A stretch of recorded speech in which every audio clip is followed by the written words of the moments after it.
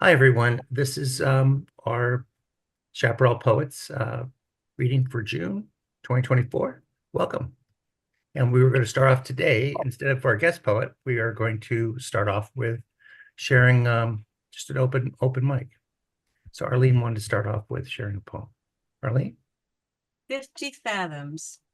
A scruffy fiberglass panga overtakes dawn, clumsy, weighted, perched on the gunwale. Perched on the gunwale, back to a waking sea. The diver spits into a misted mask. Air hisses, fills, crushes. A backward tumble into heaving, splashing blue. Waves slap against the hull, and cool, dim, quiet ascends in viscous bubbles. The taut line of a tensioned, trailing hawser jerks me toward the surface. Every swell loosens, floats me as trough follows wave. A reef wall stretches into the distance, unfocused, lit blue-green by a rayed light fractured at the surface. Currents weave neon fish, corals sway, tentacles wave, reef shrimp, click-clack, sharp, quick, heartbeats, swish. Pulled by the racing current, camera held tightly, too tuned to life to pause and frame wonder, I see slivers of silver fall, sparks crest the reef lip, spill concerted motion in swift darts, turns, schooled choreography slips past me. An obstacle, heedless, head down, I follow flashing flecks, quickly gone, flickered away, absorbed into the lightless abyss. Vibration, too deep, too long, borrowed time against measured climb, slow, slow, slow, rise as silent bubbles, a pumping heart, thrumming veins, expanding lungs, rising, rations time. It's beautiful.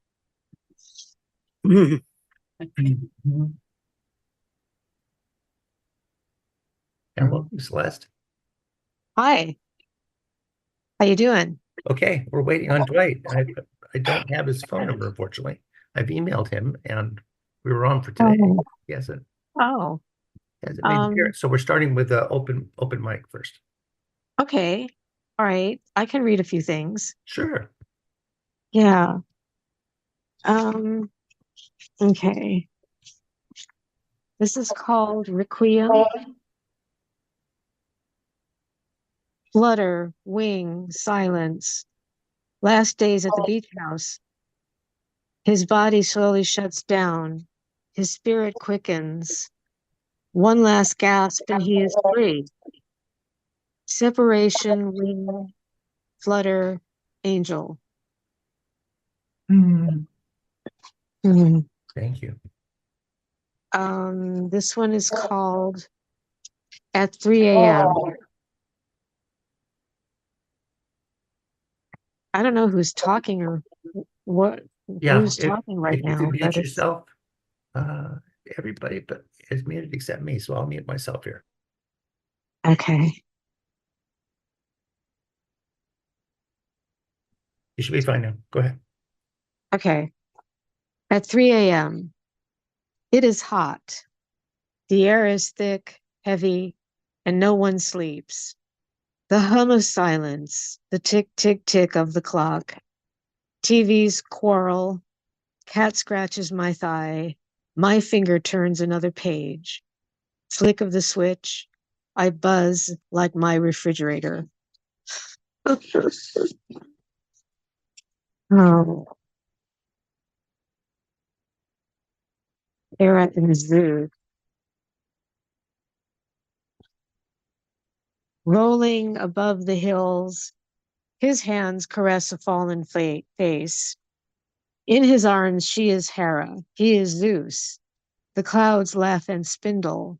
Zeus reaches under his ribs, pulls out his sleeve, his spleen, soft, supple fruit. He scolds the wind.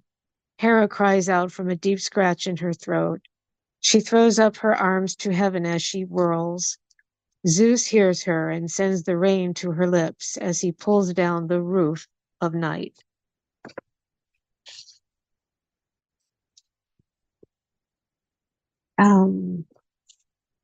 Okay.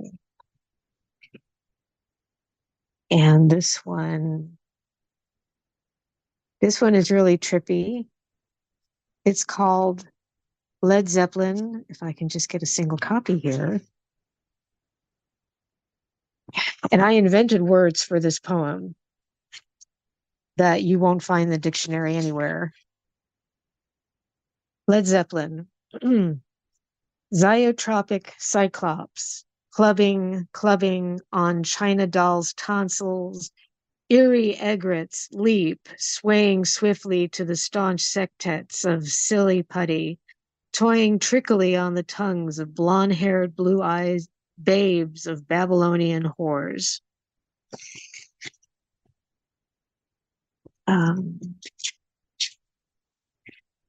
We have time for a couple more? Sure. Okay. Well, I saw that you had some poems in voices. Yes.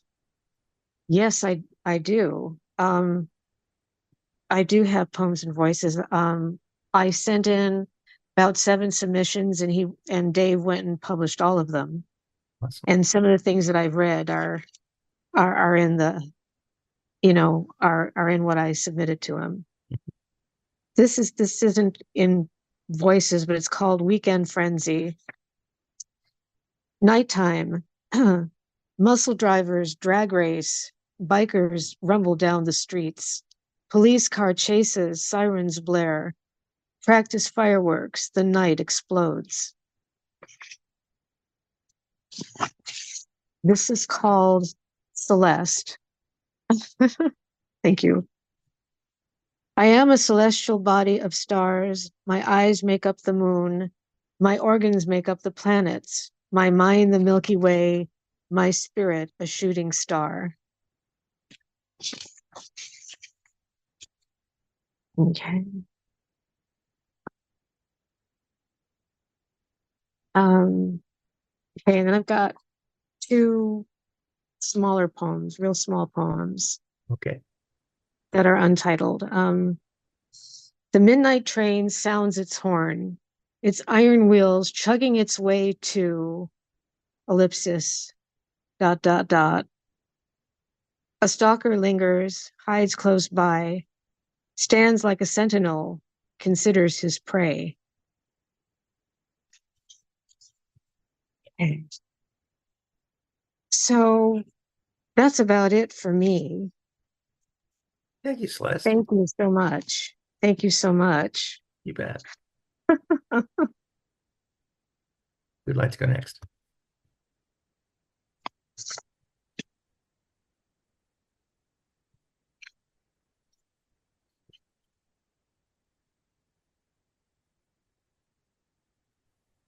I suppose I shall.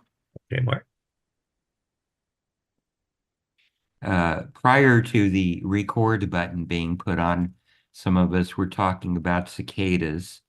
So I pulled this one out of the pile called Dozens.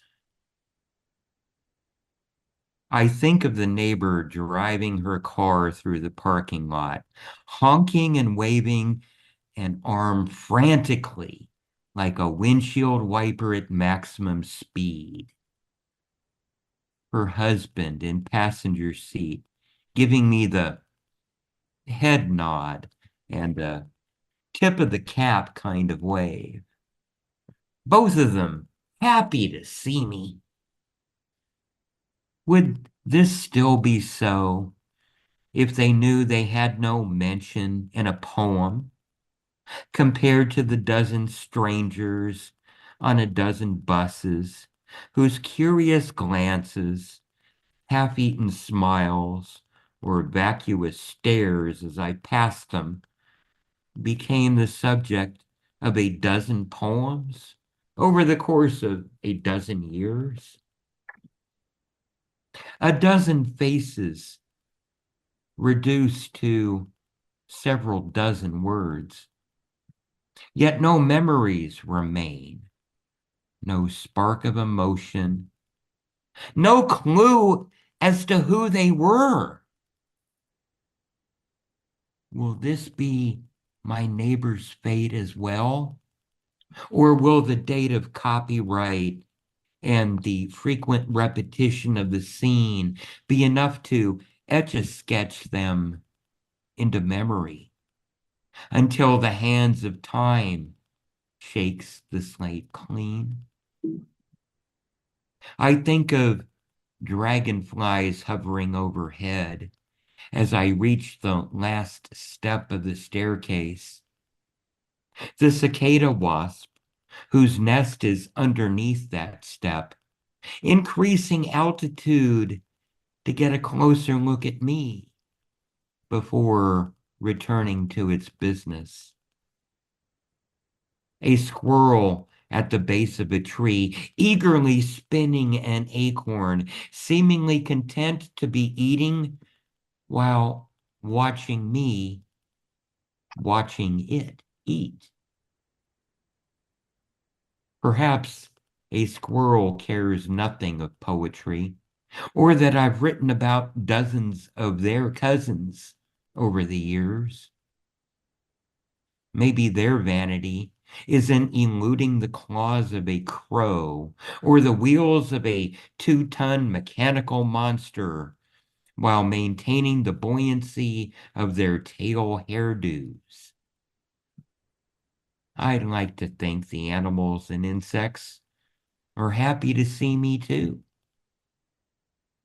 And sorry, I'm sure I have said this before a dozen times, in a dozen different ways, in a dozen different poems,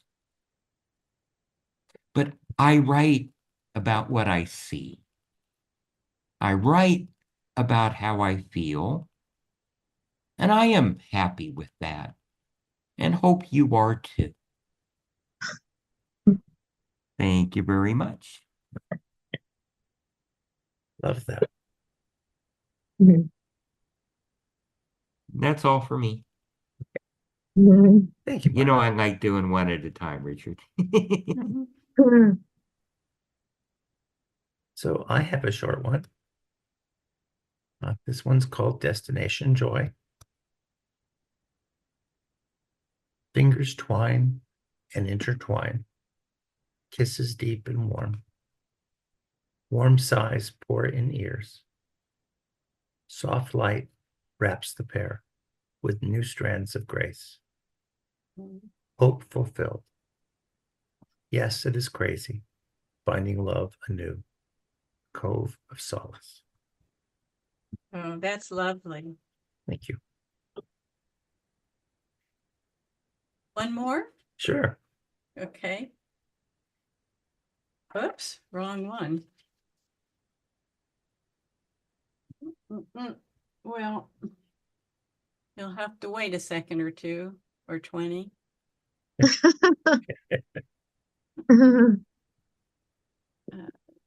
Let's see where we are. Okay. This one is called Somewhat Later. Sat right side, third pew again this morning, alone, again. But this morning you brushed past me, the pews are rather close, knocked one of the hymnals to the floor. I reached down and there, the shoes, your shoes, Berluti, the Amadeo, color mahogany, Italian calfskin, hand-stitched, soft leather wingtips. Clean the closets, fill the Goodwill boxes, keep the hand-stitched, soft leather wingtips. When he returns, he's going to want these. Or maybe not. What does a shade have to do with shoes? What do the living have to do with ghosts? What do I have to do with dark-lashed sea green eyes faded to see-through? How to hold love moved beyond time, caught on celestial winds, thin to a vision of ice in pure water. How does a wished touch feel? Pick up the pen and write and write and write and write and write and write and write until the words learn to walk, talk, stumble into margins, bleed blue ink, become more and more sure of themselves as the ink outgrows the destruction, steals, heals past the abruption. And we of the ink-stained fingers pin the words to paper with stilettos of anger, knives of rage, darts of sharp-pointed self-examination. The basement echoes with hoo-yah. We practice slinging sharps at the targets taped to a paint peel, gouged wall. We learn, sort, rearrange, exchange, impose calm. Nose outgrows tiny boxes where it was divided, separated, stored.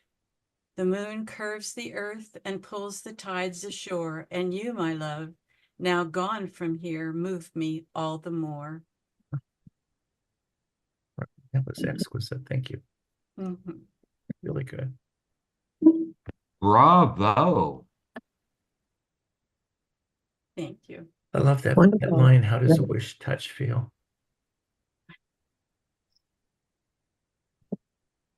Bravo, Arlene. Thank you. Bravo. Arlene, you have to be a featured reader for us soon. Let me know what month works for you. Thank you. Nancy, do you have a poem for us? I probably have several, but I have to find them. Okay. I actually have one that I wrote. Just a minute, let me get it. Okay. This is Joanne. I have one. Okay. You want me to start? Yeah, Nancy. So while you're looking for yours, we'll have Joanne go ahead. This is called Intertwinings. As the photos I peruse, I'm emotionally aware. Connections seem so random when they first do duly pair. Meeting then with someone new, never do we truly care if this will be a keeper or a one-time love affair. We are like so many soulful threads in a life-size giant quilt being knitted by the master with neither gold nor gilt, simply bringing us together in a pattern yet unknown. We fall into that newness like a river's rounded stone, sporting many likenesses, being drawn by similar calls, being ready to hold one another during life's inevitable falls. When looking back, we wisely see how often we land aright, while also so experiencing that tough choice, fight or flight. And gladly, we're rejoicing that friends we hardly knew were willing to take a risk with us, a joy, a gift anew. How sweet are the many blessings and the gratitude we feel as we view all the intertwinings that have surely helped us heal. Mm. Oh, thank you. That was beautiful.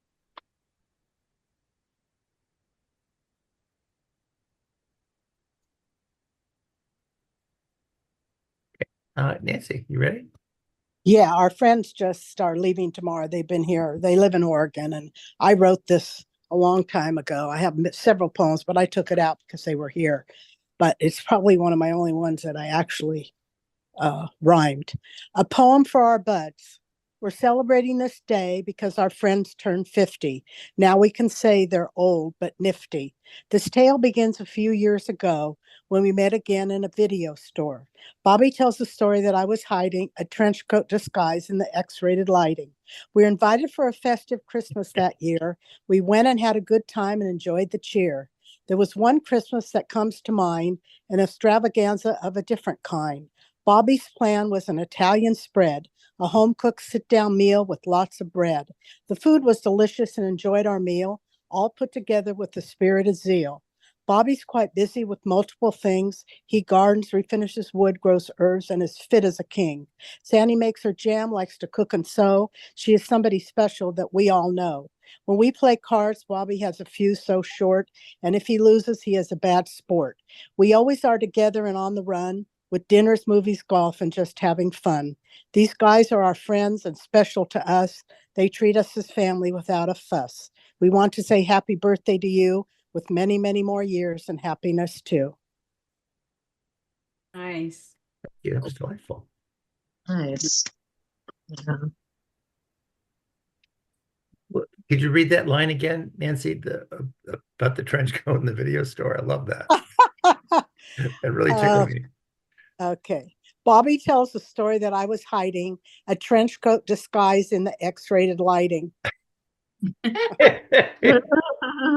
That really tickled me. Thank you. Yeah, I'll tell them that I read it because I actually brought it, but we did a lot of stuff when they were here. But this is, you know, they're 72 now, so this is when they turned 50. So, Thank you. Do you have any more?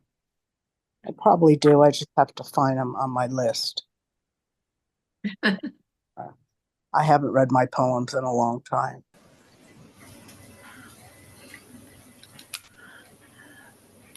Hi there, Allegra.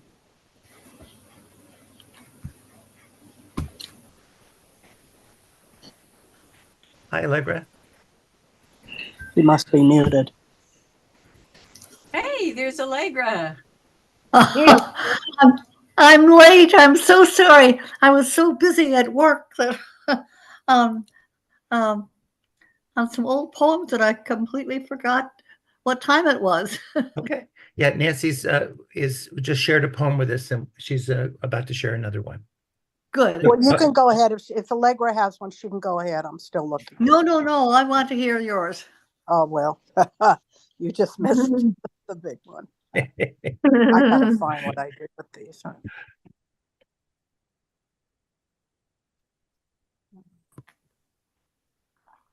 Well, somebody can go because I'm still looking here. I don't know. They're on my notes. I just gotta find them. Okay, Allegra, do you have one that you want to share? Okay.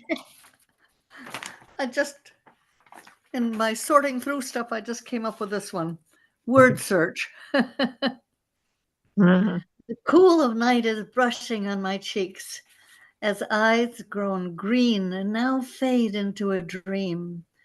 The written words, the thoughts that come between, the pulling of the weeds, the hand that speaks of hurt, that hurries to complete each task, the showing of our garden without telling, the words, a web in stillness waiting, the child within who waits for us to ask. Tonight, the moon makes shadows on the earth with messages from branches of the trees, a language formed before our human time. Between the shadows of my mind, I search for something that will bring release. Those unknown words, the ones I need to find. Thank you. Thank you, Allegra. Look at that. You found him.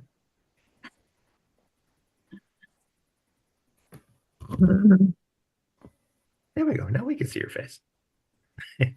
Yeah. Nancy, do you need more time? Oh, it looks like she's searching. Okay. Allegra, do you have any more? I saw that yes. you got several poems in the latest Voices also. Let's see. Let me get you a brand new one. I have an old one here. This one I just wrote, One with Sky. Stars that light the night, do not ask for whom or why. They stitch the darkness into a glistening gown for all earth to share and wear. The startle of dawn brings me to another day. Through my door window, as I watch birds come to feed, I'm one with birds touching this, I'm one with trees touching the sky. The mothering clouds bring me a whisper of love sent from blue beyond, a chanting of returning infinity beckoning. Nice, nice. Very Beautiful. nice.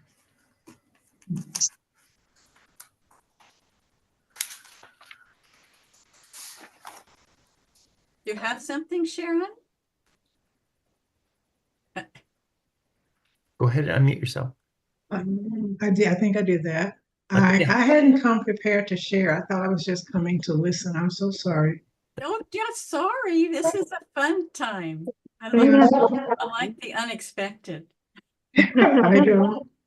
Well, I just happen to have another one. Please go for it. Okay. Let me get out of here and get here. Well, I guess I gotta go this way. Okay, a well-kept garden. Not feeling well, she canceled lunch, said she would water once and nap the day away. I came again at 4:30 to sit with her under roses twined with hollyhock and jasmine vine. Mud-ruffled shoes lay on the stoop, side by garden gloves, earthen dyed. No disarray, she was neat today and gone. Hmm. Oh, yes, Wow. yes. Mhm. Okay, Nancy, it looks like you're back. Go ahead and unmute. You have to unmute first. Should be a little microphone icon in the lower left of your screen. There you go. Oh, still unmuted.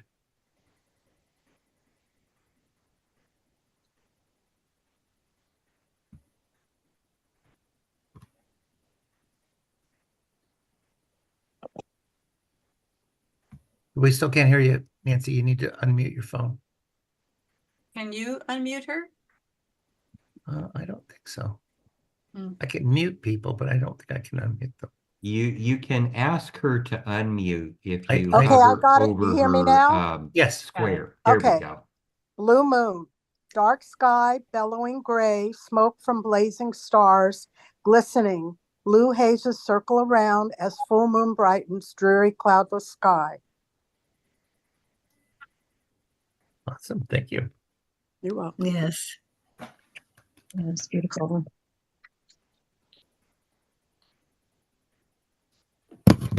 Do you have another one, Nancy? I'm looking. Yeah, or I maybe have more several, but importantly- I wasn't expecting those, so I didn't put them with, I'm just trying to find them on my phone. No, I have several. Mhm.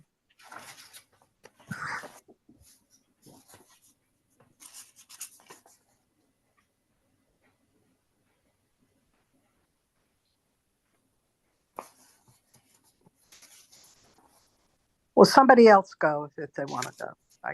I'm still looking. Okay, anybody else have a poem?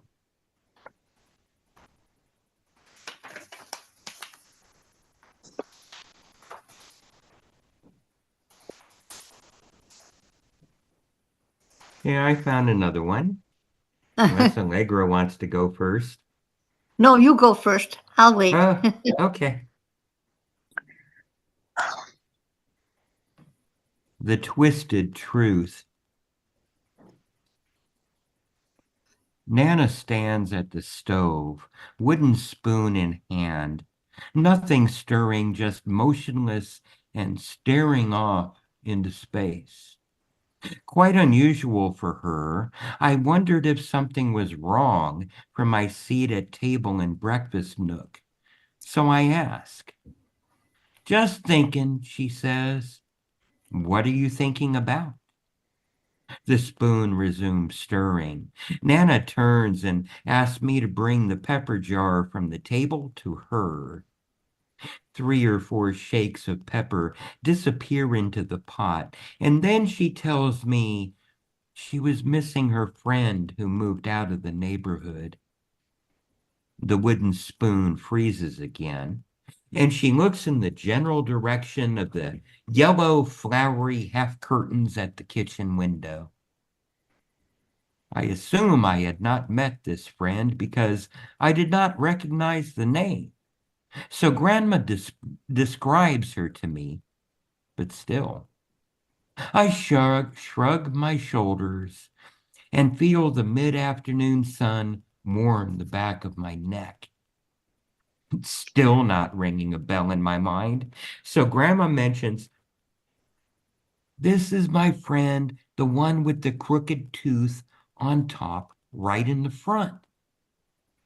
So whenever she smiled, everyone could see that one tooth turn 90 degrees with a small gap on either side, basically sideways. And she never seemed to care if anyone stared or didn't like it. Just the friendliest, most outgoing person Grandma knew. The light up her room when she enters it type of person. Well, for some reason I cannot remember, or maybe it wasn't stated. Nana's friend had to get dentures.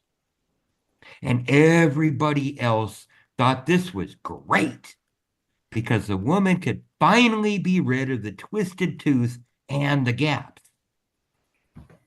Grandma's friend had the surgery, gets the dentures, and the upper denture has the gaps, and the tooth twisted 90 degrees, just like the original. And when asked why did she do that, Grandma's friend replied, well, at least as recounted to me, "Dear, I've been looking at this smile in the mirror my whole life. Why should I change it?" Nana smiles at the telling of this story in a manner I recognize as love and respect. She loved herself, crooked tooth and all, Nana said, smiling to high heaven before resuming her duties in silence over the 4 stove burners. This is one of numerous stories my grandmother told to instill in me a respect for people the way they are. And, I suppose, a lesson to love myself the way I am, too. Wow, that's great. Awesome. Thank you so much. Thank you.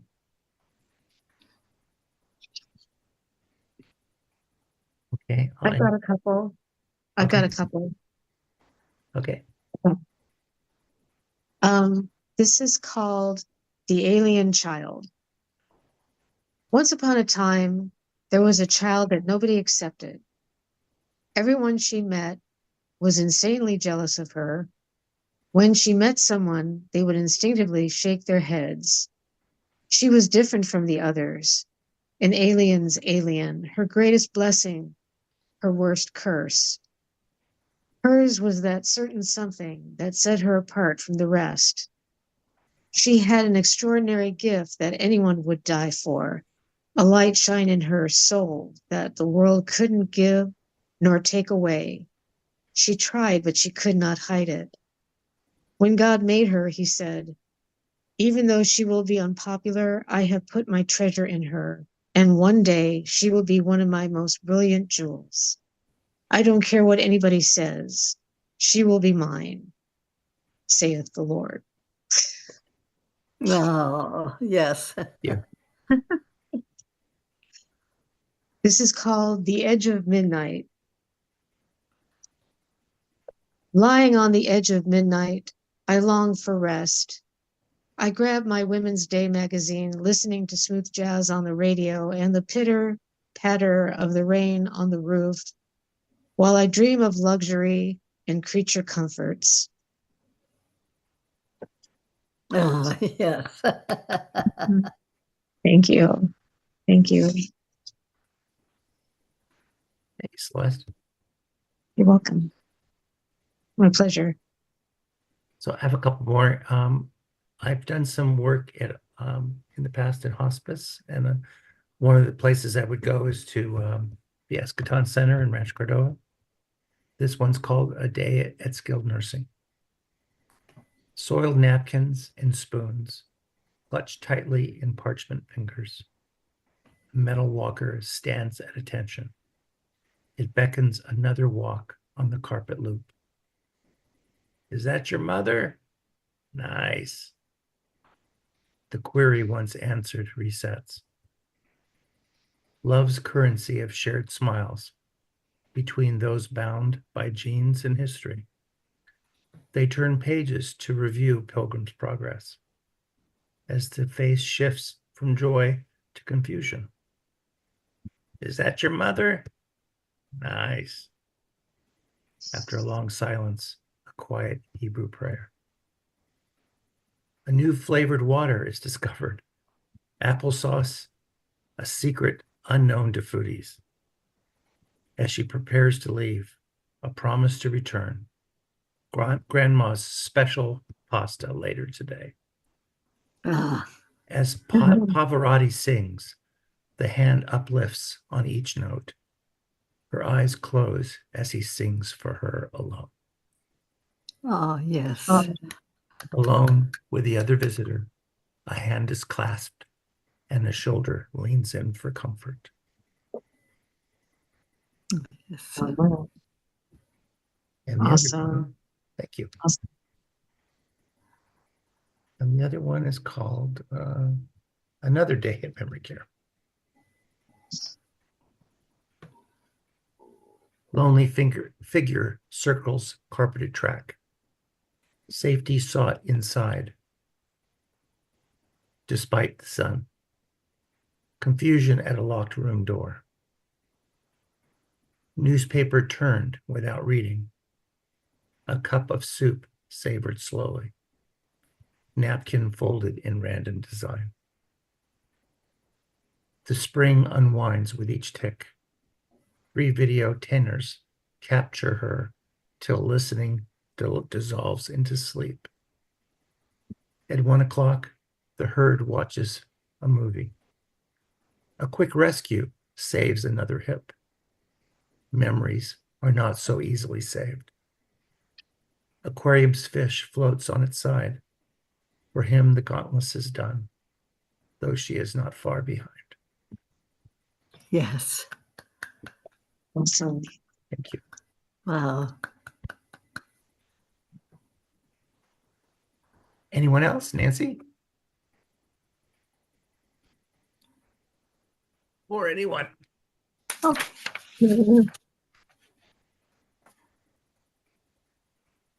Yeah, go ahead, Allegra.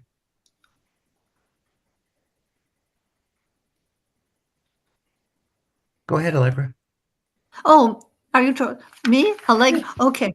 My hearing is the pits. This Okay. one's called Emmeline Finds Purple. Emmeline worked all the time, followed the straight and narrow line. She tried and tried to be good, as one should, I suppose. If we wanted something to eat, she was ready with a treat. If someone needed a break, another turn she'd take. For movies or a dance, she wouldn't take a chance. There was work to be done. That was her fun. For years and years, we relied on her grace. We'd come to expect the smile on her face. Now Emmeline's gone, but not to her grave. She's wearing purple and will not behave. In a workaday fashion we've come to expect. She's singing and dancing. Edgewise she's glancing, walking a crooked line. She says with a smile, turning me to myself while there still is time. Awesome. Awesome. Bravo.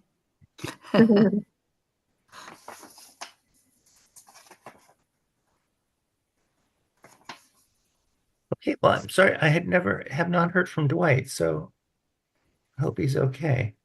Thank you for coming today, and we'll be meeting again on July, looks like 28th, I believe. Yeah, July 28th at Sunday at 4 o'clock. And I've been in conversations with Elizabeth Verdon, otherwise known as Mitty, and she's going to be joining us at some point.